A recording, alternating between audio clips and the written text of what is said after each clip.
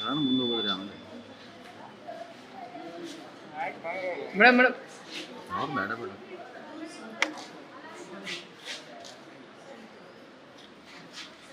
ಈ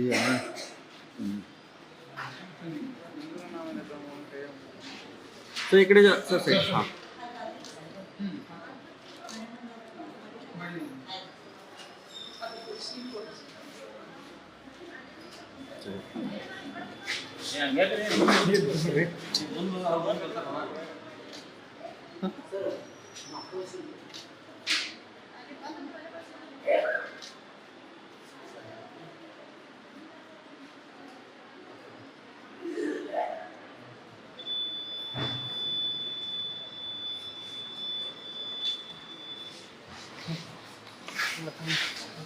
ಅಲ್ಲೇ ಜರ ಕೈ ತೋರಿಸಿ ಸರ್ ಅಲ್ಲೇ ಜರ ಕೈ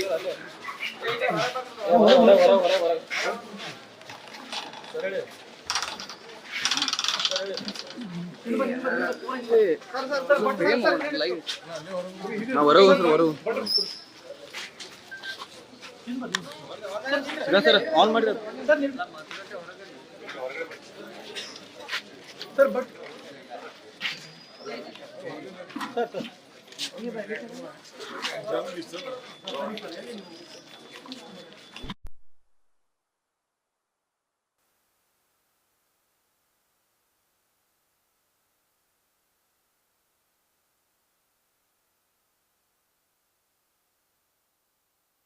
ಬಲಿಷ್ಠ ಭಾರತ ನಿರ್ಮಾಣ ಮಾಡಲಿಕ್ಕೆ, ವಿಕಸಿತ ಭಾರತ ನಿರ್ಮಾಣ ಮಾಡಲಿಕ್ಕೆ ಮತ್ತೊಮ್ಮೆ ಮೋದಿಯವರು ಪ್ರಧಾನಮಂತ್ರಿ ಆಗಬೇಕು.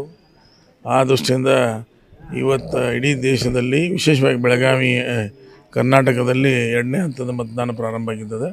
ನಿಶ್ಚಿತವಾಗಿ ಕರ್ನಾಟಕದಲ್ಲಿ 28ರಲ್ಲಿ 25ಕ್ಕಿಂತ ಹೆಚ್ಚು ಭಾರತೀಯ ಜನತಾ ಪಕ್ಷ ಸಂಸದರ ಆರಿಸಿ ಕಳಿಸ್ತಾರೆ ಅನ್ನೋ ವಿಶ್ವಾಸ ಅದ.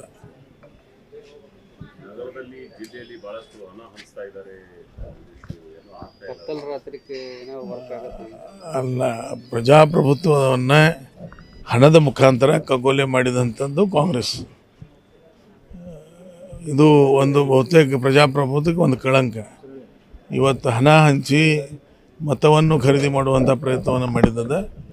ನಾನು ನಿಶ್ಚಿತವಾಗಿ ಹೇಳ್ತೀನಿ, ಬೆಳಗಾವಿ ಲೋಕಸಭೆಯ ಸ್ವಾಭಿಮಾನಿ ಮತದಾರರು ಇದಕ್ಕೆ ನಿಶ್ಚಿತವಾಗಿ ಇವತ್ತು ಕಮಲಕ್ಕೆ ತಮ್ಮ ಮತವನ್ನು ಕೊಟ್ಟು ಇದಕ್ಕೆ ಉತ್ತರವನ್ನು ಕೊಡ್ತಾರೆ. ನಿಶ್ಚಿತವಾಗಿ ನಾನು ಹೇಳಕ್ಕೆ ಇಚ್ಛೆಪಡ್ತೀನಿ. ಭಾಳಷ್ಟು ಜನ ಮತದಾನದಿಂದ ದೂರ ಉಳಿತಾರೆ ಸರ್, ಅವ್ರು ಏನು ಹೇಳ್ತಾರೆ?